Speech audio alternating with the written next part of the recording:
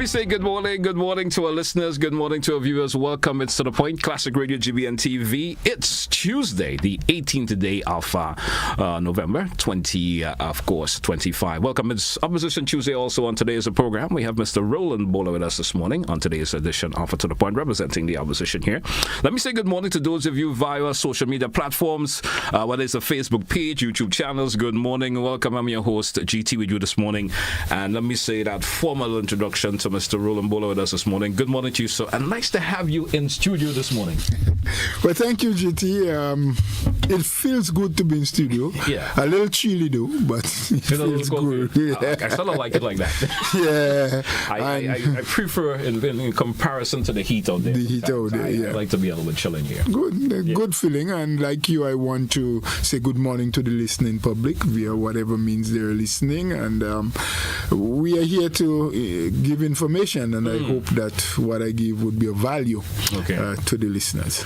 Certainly hope so. As always, of course, there's always that interesting conversation we do have from time to time, whether it's in person or via, social media platforms that we do it via. It's always a pleasure having you, sir. Let's get the conversation rolling up this morning. How are things? The new National Party as it stands as an institution, so how are things with the new National Party? Generally speaking, I'll use the word good. I don't want to say excellent because there's room for improvement in many areas. Yeah. We are getting to a place where we can eventually feel excited about where we are and what we're doing, but it's a work in progress. The health of the party is good, the relationship one with another is good, and so I think we are on a good wicket, on a good road, and we just need to be consistent and sometimes a little patient too, because there are times you get some anxiety and you feel that you should do more, you should be further on, but we have to take time and pace ourselves. As a general secretary, sir, of the party, the party structure, the organization of the organization is pivotal in terms of your control of that as a general secretary. How are you strengthening, if I may ask a question, the party, the branches, the structure, and across all constituencies, if I can ask? That? Yes, you can ask that, and I'll start by telling you, first and foremost, we have a constitution as a party that gives some guidelines. It doesn't tell you everything you have to do, but it gives you the guidelines as to how the structure and the party. You tweak as you go along. Yes, and the party is being built from the ground up. So we have, for example, what we call our field age groups, or PE groups, polling division groups, and varying constituencies have different numbers of polling divisions. So what it means, based on how the Constitution outlines it, is that you need to have a group in every polling division, which then brings you to your constituency branch, and then from your constituency branch you end up into your zonal groups, and then at convention you choose from among these people to form your national executive. At this point in time, we are in a very good place as it relates to that. There are still some areas where we need to do work, but compared to years before, because I've been around as General Secretary for quite a while now. I recall it was back in 2008 when we went into opposition. I was asked if I would take the position, and from then to now, I've been serving in that position. Someone may say, made the statement and say, as an institution that been in existence for a wee bit now, is it more 40 years plus? Yes. 40 years plus, the new National Party. Why is it still at a stage where organizations still need to be tweaked from time to time? Why is it still at that stage? After the last general election in 2022, we understand that. What is the reason for that level of fall down, or in terms of some of the structures within the party? Why is that? A political party operates slightly different to most other organizations. Yeah. Yes, people come and go for different reasons.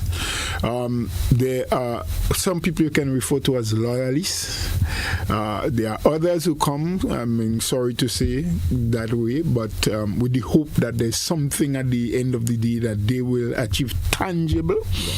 There are those who may join you, support you, be part of your organization because there's a particular individual at that time that they feel comfortable working with. And transition takes place. People leave. So if I'm just using me as an example, there are 100 people say I will support NNP because I like Roland Bhola for whatever reason. And then Roland Bhola gives up his position in the party for whatever reason, or maybe even leave the party. There's a good chance that these 100 people say, well, the person I like or the person I was supporting is no longer there, so they're gone. And there are several other reasons. So you have to keep not necessarily reinventing the wheel, as you say, we know what we have to do. Yeah. But there are always new people coming into the fold. And you have to find a way to get them involved, to get them to participate. There's always a learning process for the new ones. So I oftentimes say to people that politics is very fluid. It's not static. You may have heard the phrase before, 24 hours is a long time in politics. It seems to have changed these days. I think it's like a 12-hour we do. A 12-hour maybe now. So it's very similar with the party and its structure. Yes? So you know what you have to do. The framework is always there, but you keep having to add flesh all the time and bring in new people. I like to say the word constantly retweaking until you get to that particular place that you want it to be. Exactly so. Now tell me, how many of these groupings within the new national party is active and in operation today? And how does this compare to the last year or so? We are in a better place than we were last year in terms of our organization, in terms of our groups and our constituency readiness.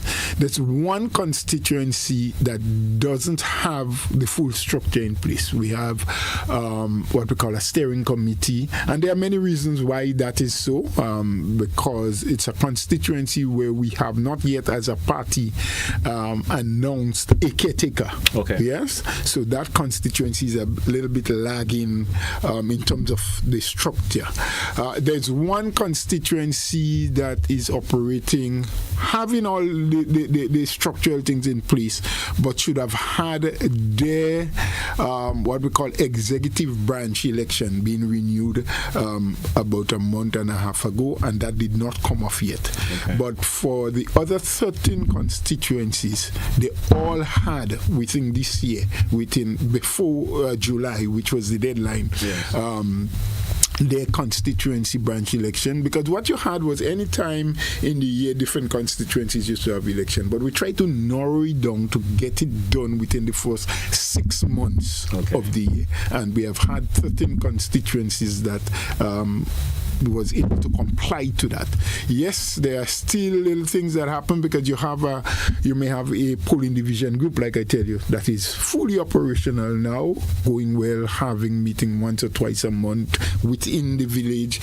People are participating, and for any number of reasons, this person and the chairperson in that little group has an issue, and 3 members pull away because they didn't like how the chairman, spoke to the person or dealt with an interaction. A lot of interaction. So you constantly have to be beating that drum. It's not a drum only to sing the national anthem like the police do, but it's a constant beat and always being there to have things happening and changes take place. You also play a major role as General Secretary in terms of the recruitment of new members, of new membership. Is it a part of your portfolio within the organization? Yes, I do. But at our last convention, parliamentary representative for Northeast St. Andrews, which is my parliamentary representative, Sister Kate Louise Peters, was voted in as the deputy general secretary. Okay. And as a result, younger blood in the mix. Yes, and as a result of that, we had, as an executive, given people certain projects to work on. Okay. So she handles the project of recruitment, if you want to call it that, or membership drive with a team. She has a team with her, and it is all all of us responsibility as members of the party, senior members of the party, to bring in people as much as we can get. But she has that particular role and has been doing a pretty good job at it. In the last 3 months or so, the rate at which we were attracting new members, and when I say, I'm not talking support for the party now, I'm talking about people who fill out a form, has become a member, has a card, and is paying the dues. That has been happening well. The numbers compared in the last 3 months to the latter part of last year, December, after the convention, and the earlier part of 2025. Much better, you would say? We've been doing much better, but in the last 3 months, no. I'm saying that there was a little drop, a little dip, in the numbers that we're seeing. Okay. It could mean, too, that the team has not been pushing the membership drive as hard as when they just came into existence. Okay. That could be one of the reasons. But people are generally, some people just walk in. I mean, just last week, for example, there's a lady who, she had reached out to me before, and I kind of just forgot it, and she met me and she said, but we spoke about membership and I have the money, you're not picking it up to, and I have in my diary now her receipt to bring back for her, because you pay $5 to join the party, and then there is a subscription of $5 per month to remain. I want to also ask you about, you being the general secretary once again, I want you to talk to me a bit about the steps you're taking, especially in training new members, new members or members in terms of the communication, the public engagement and so forth, and the basic political education that one should have. Your role that you play in terms of that with individuals. So political education and training of our people has been constant. But what has happened since last convention, with the new leader in place, we have put some groups or structured teams. And one of those teams is referred to as the Institute. We just call it the Institute. Now, these people, or this team of persons, have the sole responsibility of preparing all training material and have training on a consistent basis going. Yes. So whereas before we would have retreats and there may be a Saturday or a weekend when we choose to go in one zone or another zone, or probably have selective persons come out to a training for different kinds. Sometimes we have a foreign person that is here, or a facilitator, could even be normally a local person. The Institute now takes on that sole responsibility. As General Secretary, I have the responsibility of ensuring that it's done on a regular basis, reminding them that it was a month and a half ago that we had one and it's probably time, or that I've identified a particular constituency or a group of constituencies where I think the people in that constituency, and when I say the people, I'm not just talking the entire constituency, but the selected people. So, for example, your political cadres, the people who help do the house-to-house, who impart information to people. I may identify a weakness in 1, 2, or 3 constituencies, so I would say to the people in the Institute, look, these 3 constituencies, I think, have identified X, Y, or Z, and probably you should tailor-make a training program to deal with them. So it's a constant thing that happens. Like, it's just like you have changes in the groupings and new people coming in, you train them. Even our caretakers, they do get training in terms of their approach. Definitely, what we call working sessions with them.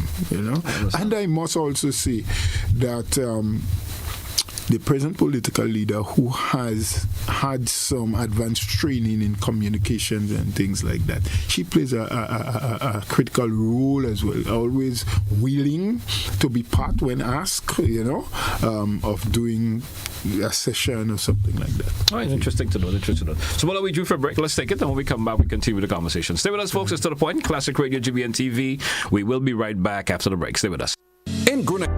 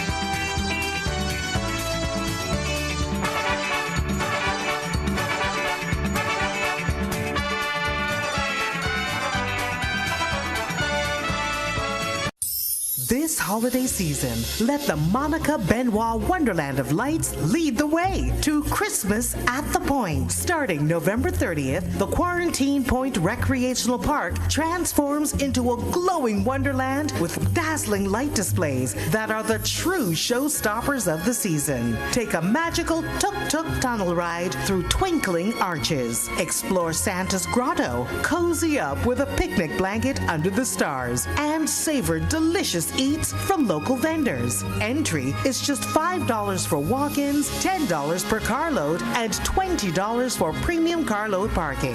Plus, grab a cozy picnic blanket for only $40 and enjoy the season in style. Special pricing applies for New Year's Eve. Visit our Instagram or Facebook pages at Rotary Club of Grenada Events for more details. It's holiday fun for the entire family every night from 5 p.m. till midnight, and it all supports the charitable work of the Rotary Club of Grenada. Christmas at the Point. When the sun sets, the wonder begins. Mark your calendars. It all begins November 30th.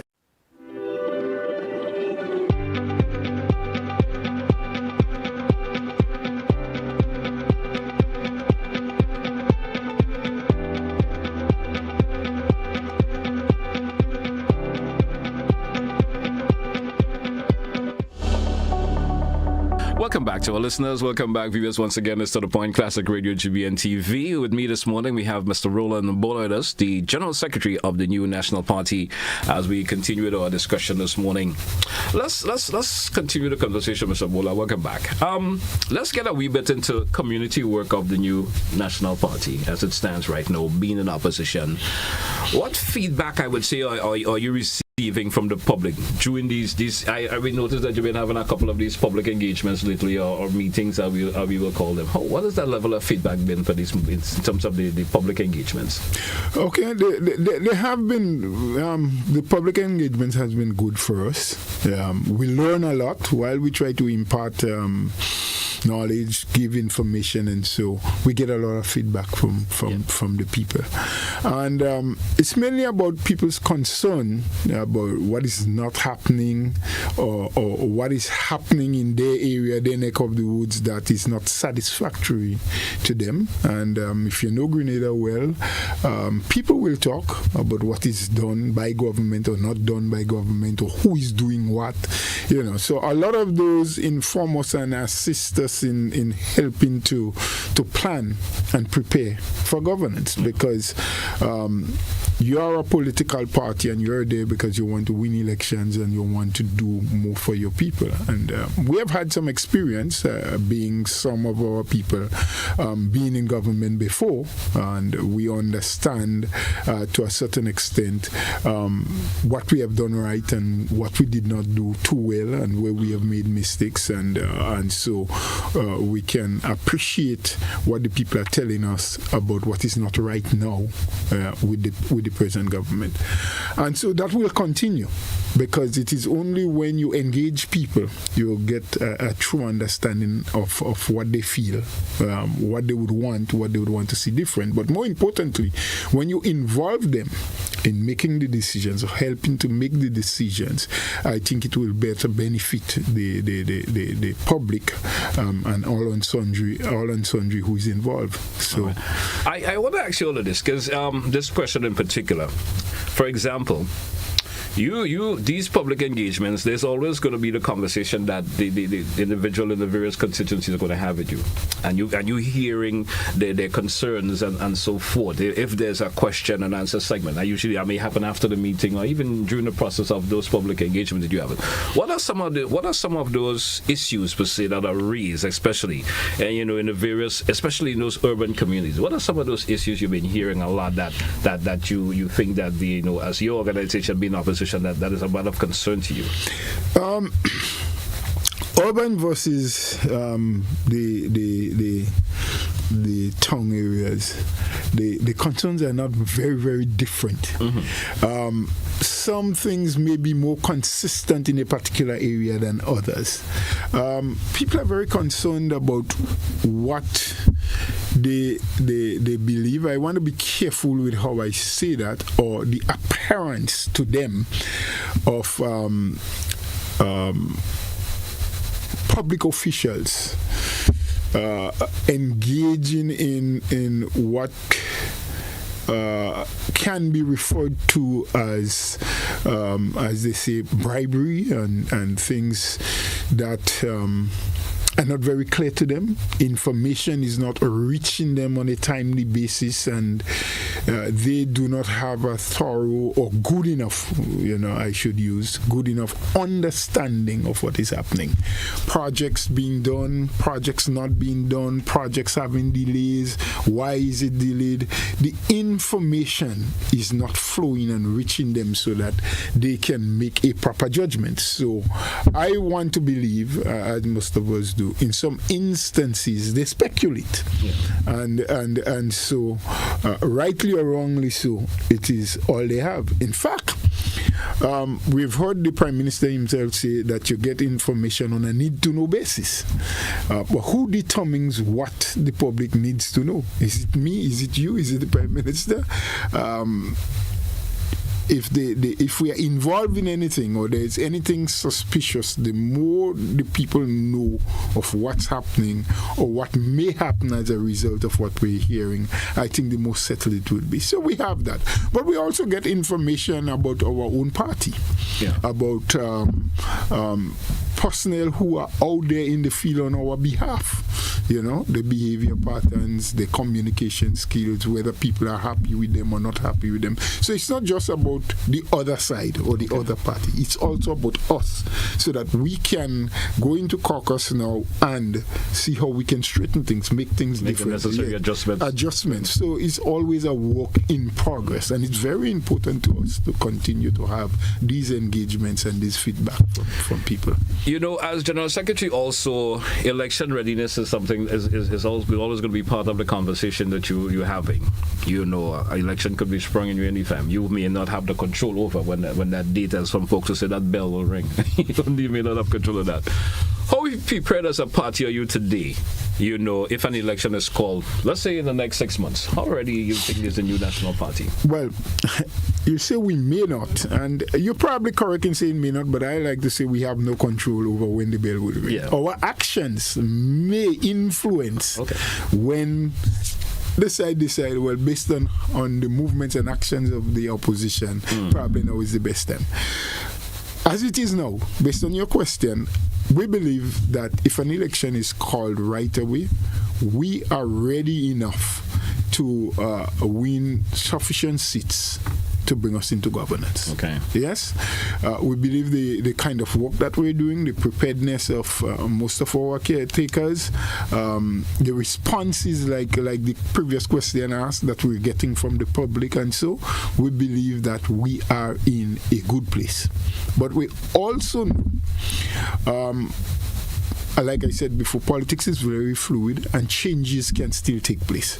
So we cannot sit on our laurels. We cannot get complacent. We cannot believe to ourselves, well, we have it in hand, we are ready, anything could happen. No, we have to constantly review the positions that we are in various constituencies, what still needs to be done, how we can refine what is done already, make it better, how we can engage more people, and those who are still sitting on the fence, what is it, not just that we say, but also what we do to get them involved and get them on our side. Of course, this is an arena where you have different teams, and we are all competing for the same thing, for people listenership, for people to make a decision that we are offering something that is better than others. So it's not about saying, well, we control everything. We don't. But we are walking in a direction where we believe we can control majority, we can regain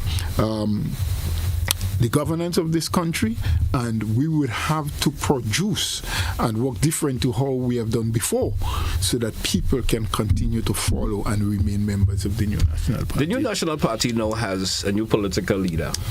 Also, what difference could we find coming into the fore from the new National Party in comparison to previous years, being in government with the hem of Dr. Mitchell as being the leader and so forth, being Prime Minister? Are we going to see a different version of the new National Party this time around, with the Honourable here being at the fore as political leader? Are we seeing that new version? Are you seeing that yourself, sir, as the General Secretary? Excuse me. Sorry about that. Now, things have evolved. Times have changed. We had an era where our past political leader, Dr. Mitchell, did many things that was good for this country. There are those who may well argue that he did nothing for whatever reason. There are those who would say that he did things that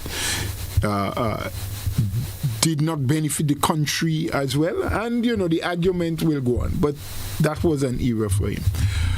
We've seen great transformation, and a lot of it can be hinged onto what was done by Dr. Mitchell and the team, the NNP team at the time.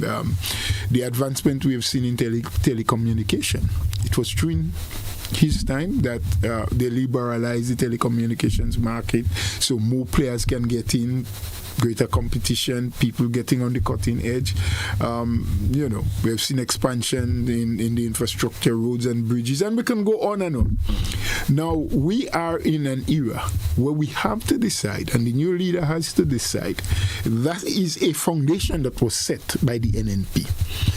Do we just continue along that line, or the innovation that is now in the world and what the younger population is looking for, not forgetting that there are senior people who has to be taken care of as well.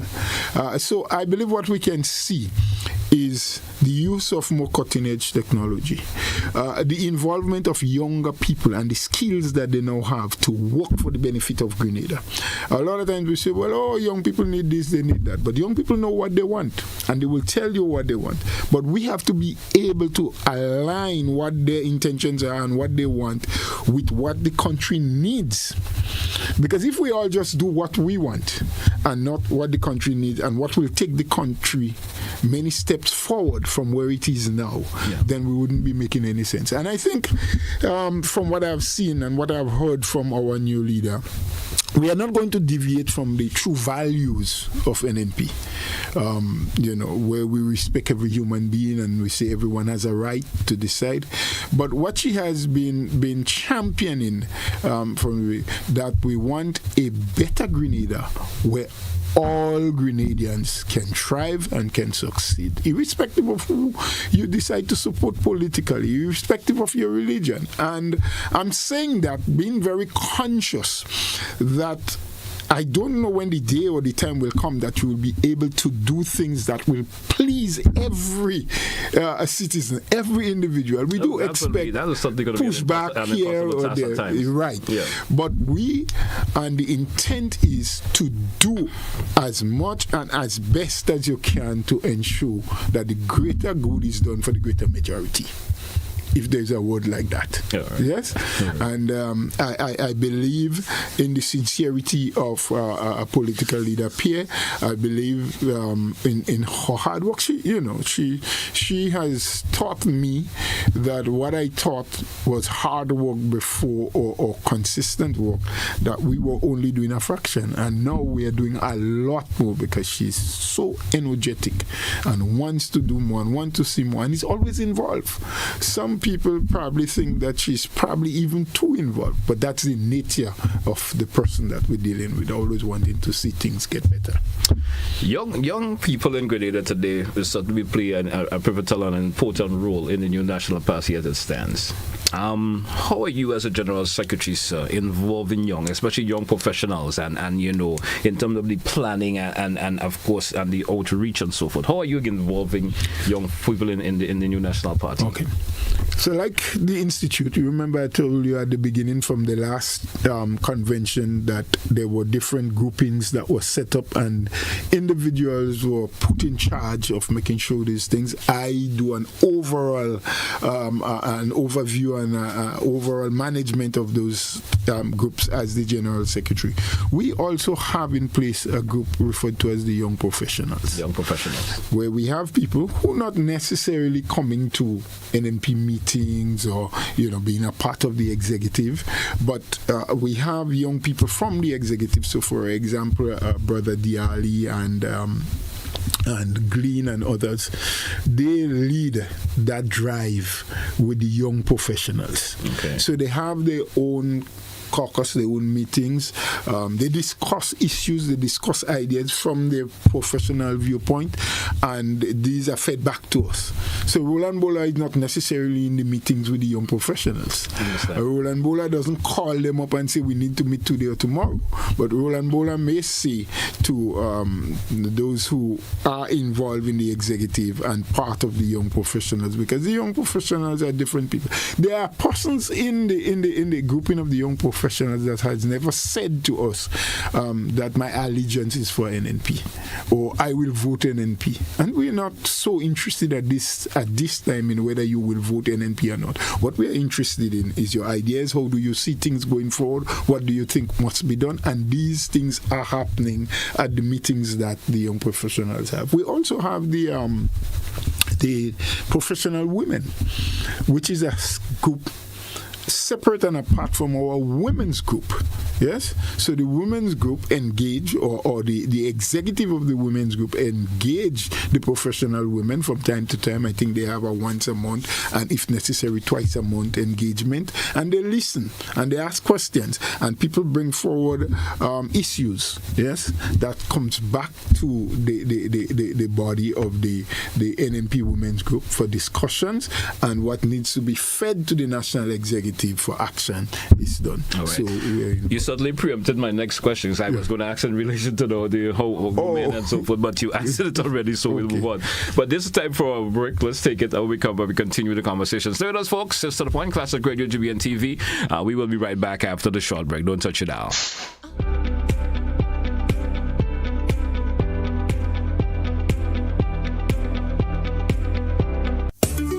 Grenada Get Ready. GBN, the Ministry of Education, and the Division of Culture proudly presents Christmas Harmony 1.0, the inaugural primary school carol singing competition. Join us on Friday, December the 5th at 1 p.m. at the Grenada Trade Center.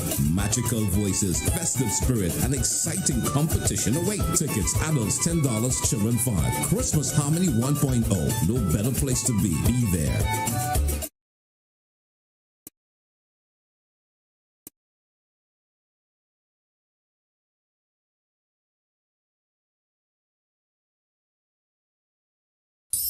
This holiday season, let the Monica Benoit Wonderland of Lights lead the way to Christmas at the Point. Starting November 30th, the Quarantine Point Recreational Park transforms into a glowing wonderland with dazzling light displays that are the true showstoppers of the season. Take a magical tuk-tuk tunnel ride through twinkling arches. Explore Santa's grotto, cozy up with a picnic blanket under the stars, and savor delicious eats from local vendors. Entry is just $5 for walk-ins, $10 per carload, and $20 for premium carload parking. Plus, grab a cozy picnic blanket for only $40 and enjoy the season in style. Special pricing applies for New Year's Eve. Visit our Instagram or Facebook pages at Rotary Club of Grenada Events for more details. It's holiday fun for the entire family every night from 5 p.m. till midnight, and it all supports the charitable work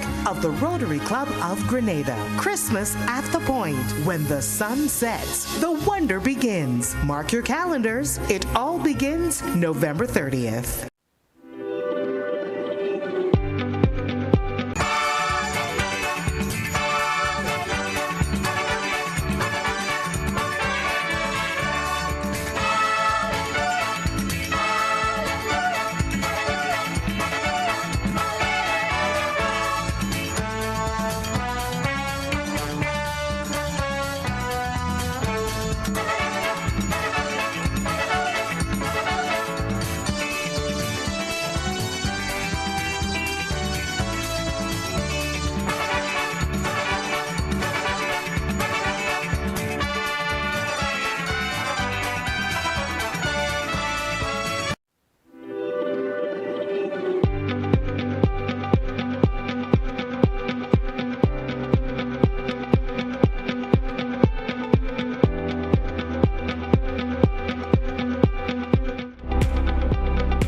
Welcome back, listeners. Welcome back, viewers. Once again, we're into the final segment of today's program. We have Mr. Roland Bhola with us this morning. He's the General Secretary of the New National Party.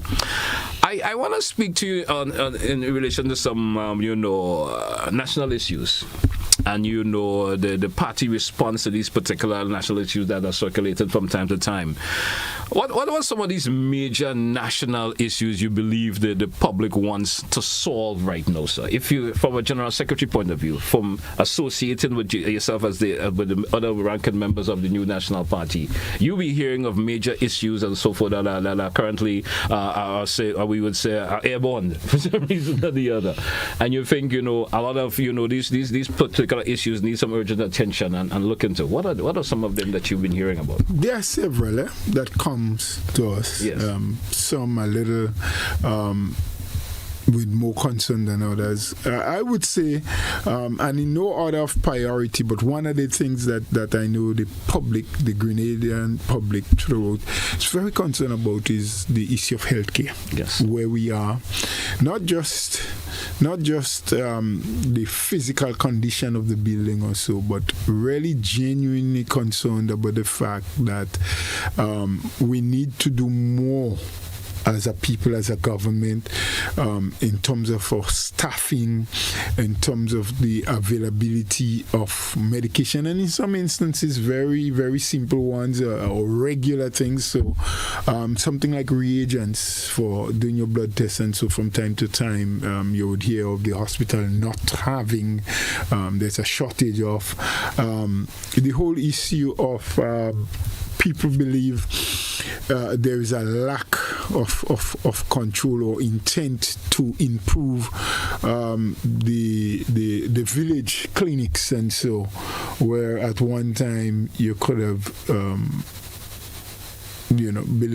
go to a health clinic any part of the island, and on various days excuse me, there would be a doctor there for a certain amount of hours that a senior person, an emergency could be dealt with. They don't feel that kind of thing. So health, for example, is a very, very, very critical one that people always talk about. The whole issue of job creation and the comfort. People don't feel very comfortable these days that if they lose whatever they're doing now, the chances of getting another job in a short span of time is there for them. And let me just quickly add in here, no one expects government, well, I personally and our party as a whole do not expect government to be able to provide jobs for every single unemployed person in Grenada, youthful or senior. Yes. But we expect to see our administration trying to do more. Create an environment. Create an environment where more people can get involved, and by they getting involved in doing things can provide avenues for employment and so for people.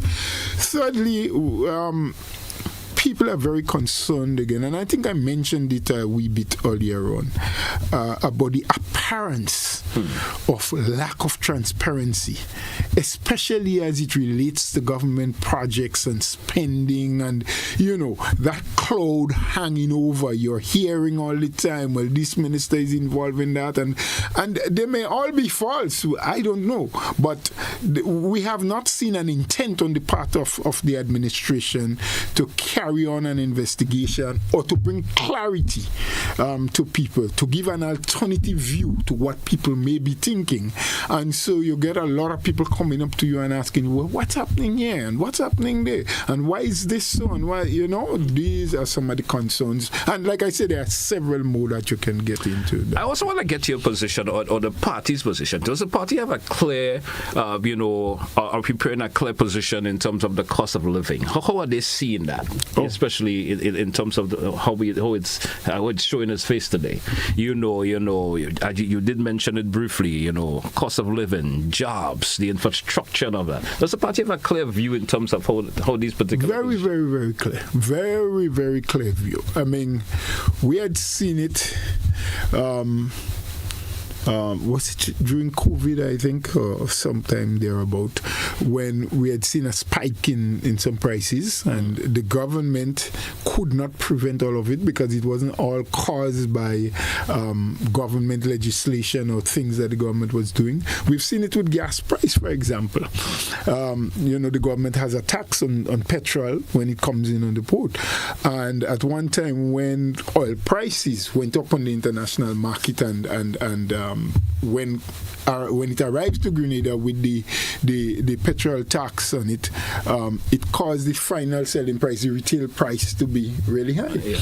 Government tagged the price that we should sell gas and continue to cut back on the intake of the petrol tax as the price of the crude went up, until there was a time when government was getting, and I'm talking when NNP was in office, absolutely no tax at all on petrol. But we went further to cushion the pockets of the Grenadian people.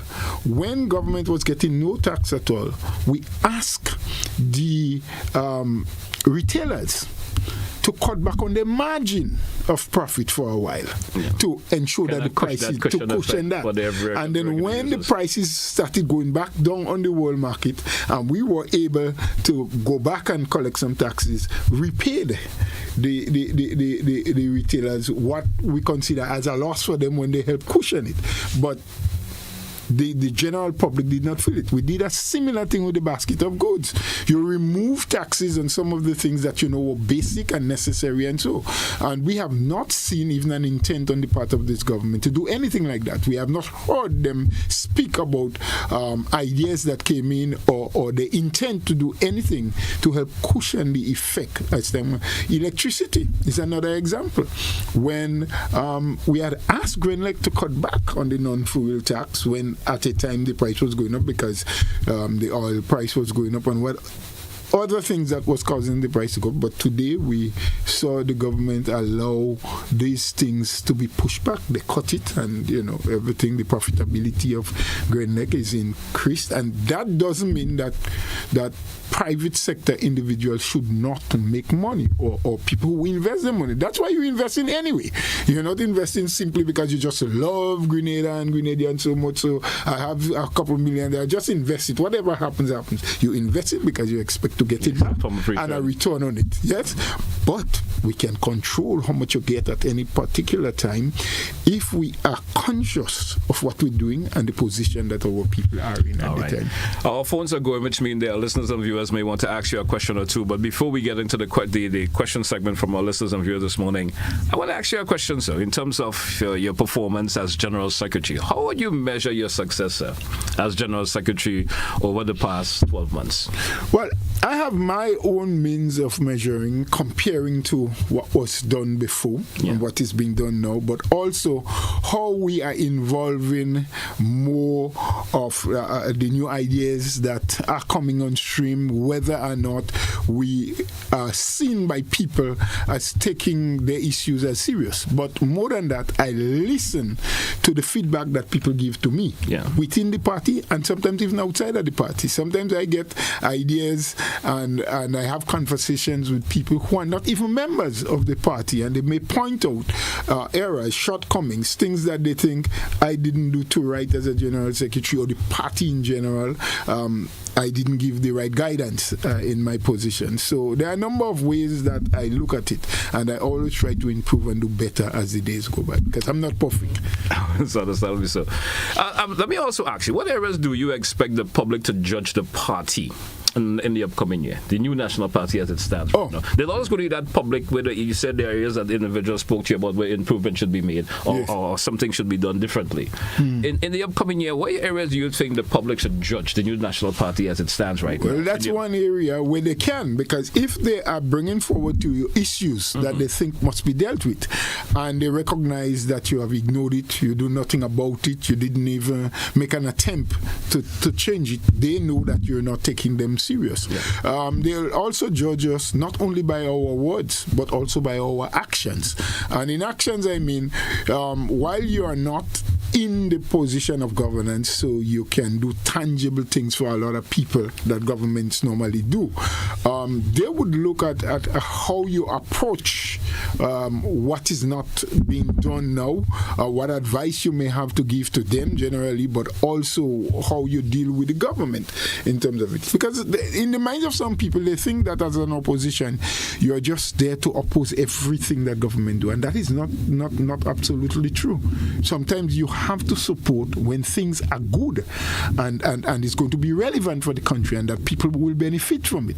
Sometimes you may have ideas how you can twig, and that's why you go to parliament and different things like that. You can twig if the government is willing to listen and to things. So there are a lot of areas that they can judge us by, and I just say we are trying as much as we can to do things in a manner and to act in a manner that would give people confidence in what NNP is doing and what NNP is about. All right. I want to thank you a whole lot for your answer. This segment, we have approximately 8 minutes or so left on today's program. In this segment, I'll give the opportunity to our listeners and viewers that may have a question or two they may like to ask. Feel free to do so. 435-2041.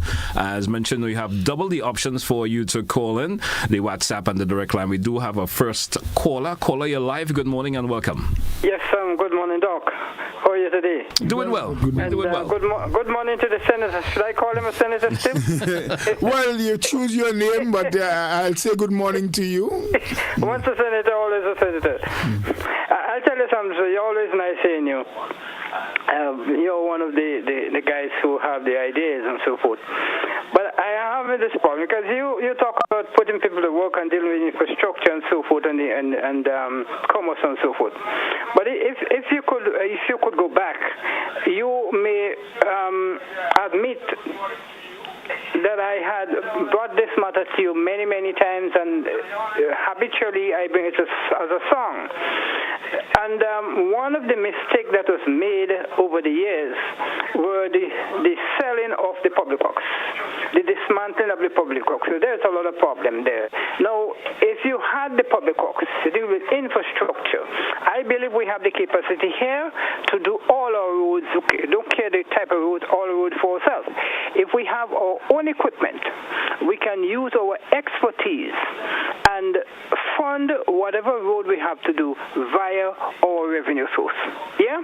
If we can do 5 miles at a time, good. We don't have to go for a loan to be able to do 13 miles and 14 and 15 miles and then pack ourselves with big loans that we can't pay back or we take long to pay back. I think that's where the problem was. Get back, and my advice right now is to resume the public works, so we can do our own work here. Because the thing about the private sector needs space. It needs economic space. It needs developmental space. It needs new business space, new roads, new space for them to operate. We need to put people to work in the volumes. That's how the revenue should flow through commerce.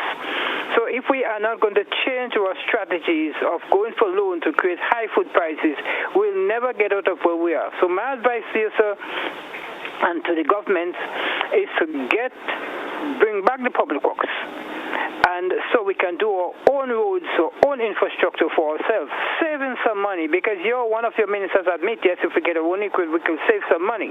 We just have to be very careful for pilferage, and I am here still. I don't want to work, but I'm here to advise. So that is my advice to you, sir, and to the government. Bring back the public works so we could cut costs by doing our own infrastructure work, where we can expand the economy, grow the economy, put the business people to work in new areas, create jobs, and revenue source for the country. Thank you, sir. Thank you very much. Thank you very much for your contribution. Yeah, I wanted to thank the caller, just to say thanks. And these are things that must be examined, and see what is more beneficial than others. All right, great. We do have another caller via WhatsApp. Good morning. You're welcome. Let's hear from you. Good morning, GT. Good morning, Mr. Bhola. Good morning, sir. Mr. Bhola, I'm sitting and I'm listening to you, and you sound like you're still in denial. Mr. Bhola, we see this weekend was a launching of the movement by Peter David, and then we see the turnout that he had, and then also what we notice now, we see that members from your party now being joined to the Peter David faction with the movement. All right, and a question was asked to you a while ago by GT that if election was called today, that you think that you will have enough seat to overcome the government. Mr. Bhola, explain that to me. Well, we see that the NNP right now, under the leadership of MNPA, is sinking like the Titanic. My next question to you now, that since MNPA become a leader of the party, I'm not asking you to be accurate, but I want you to give me a percentage of voters that been drawn to your party right now, especially the young people, because we see this government right now at an 80% rating, 80+% ratings, doing good, very good with youths. Now, the amount of program that since Adelma been there, she been bringing out for the youth. So tell me again, at what percentage of new voters that you bring into the party? Because I'm looking at your rally and all I see, there's people being bussed from meeting to meeting and the crowd is not getting thicker. Thank you, caller. Thank you so much. Thank you so much. Respond to the caller. Well, thank you for your questions. I did explain to GT before that we are all in the arena. We welcome Brother David and his team. He has been for the last year preparing for his launch, and he had his launch, and he had people who wanted to listen, who went to see him, who probably support him. I don't know how you measure, how that column measured that all of the people that was there are definitely going to vote for the movement. I don't know how he measured that. I know we are doing our serious work in terms of our canvassing. We are out there talking to people, we are checking names, we are registering new people, and we are getting commitment from people. So when I say what I say is because we have a level of confidence. I also did say that one day is a lot of time in politics. I don't know if you didn't hear that part, but where we sit now, as you ask me the question, this is what I can say to you. A day from now, a week from now, 2 weeks from now, there can be a lot of changes. So that's what I would say today. Okay, we do have another caller. Caller, you're live. Good morning. Welcome, sir. Good morning, Mr. Telesford. Greetings and greetings to you, guest, Mr. Bhola. I'm so happy that he's sitting alongside you today. You can't say that here, man. Now, let's get to the meat of the matter. I felt a little relieved, I must indeed say, when I heard certain utterances from Mr. Bhola. Statements were made to the effect and using the following words. The people. Note the definite article. The engagement, and I want to get it right, the engagement and involvement of the people, said people, collectively, I suppose. But pay attention to this. During the tenure, when this gentleman was a member of parliament and all of that, they didn't see it that way. The people for them were their partisan supporters. That is why there was so much victimization. I suffered it. And others, people with influence, capacity in this country were just shunned aside. I don't want to go a lot linked on it. But I'm happy today that he's understanding and indeed coinciding with the term that is used that only a people can save the people, or inversely, only the people, meaning collectively.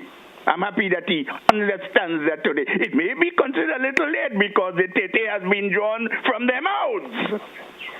But I'm happy that at least he's understood. So if there is an opportunity in the future, that we'll see something different. But my question is this. Only recently a new political organization has joined the fray. To me, it really makes no difference. I'm waiting to hear what their plans are. And of course, being a Grenadian, patriotic, that believes in Grenada, not partisan interests, I hope they come strong. Mr. Bhola, have you, and your party analyzed in any way the elements that just may affect, B, influence the survivability of your political organization with the competition being laid before you right now with another, quote, on seemingly active political institution? I trust that my question is understood, sir. Have a nice day. Thank you, sir. Thank you so much. You have a nice day as well, my brother. And of course, the answer to your question is yes. We have and continue to analyze. We continue to look at every activity. We don't take for granted. You may hear a lot of utterances from people, and even some people who are associated with our party saying this or that about any party who is dead already, who wouldn't make it to. But we don't take those things for granted. As a party, we have to sit, we have to listen, we have to analyze, we have to focus, and we are doing that. That is what I would say to him, and also to say to him that what he said previously, I cannot deny that there weren't mistakes made by our party when we were in governance. But I do not know that we shunned the people or we decided not to listen to people. Even today, there are a lot of people that have a lot to offer and doesn't have an opportunity so to do. It has happened with previous government. It has happened with the NNP. It's happening now. So I don't understand, or I don't see the reason to say that we only now realizing. We always knew that there were some people who never got a chance, and there are some people who may never get a chance, not only in Grenada, but the world over. All right, Mr. Bhola, that's what we're going to have to take a wrap for today's edition of To The Point. I want to thank you, sir, for coming in, and I always appreciate having a conversation with you in terms of your truthfulness and your honesty in terms of how you respond. Thank you a whole lot for that. And this is what we're going to say goodbye for today. Anything in closing before we Thank you, GT. I just want to say to the listening public, thanks. Those who have asked their questions, thank you also. I don't know if I'll have another opportunity to be on To The Point before the Christmas is here, the day itself. I mean, the season is already on, so I just want to wish everyone in Grenada, and of course in the diaspora who may be listening, a very happy Christmas in case we didn't get a chance to say to each other again. You too, GT. Yes, well, and the same goes out to you, sir. If you don't have that conversation again, enjoy your holidays when it comes around. Thank you very much. Hey, folks, that's it. We're going to wrap today's edition of To The Point. I want to thank all who contributed towards today's edition. Thank you so much. Join me again. Don't forget the mid-morning magic is next here on Classic Radio, GBN TV. Goodbye for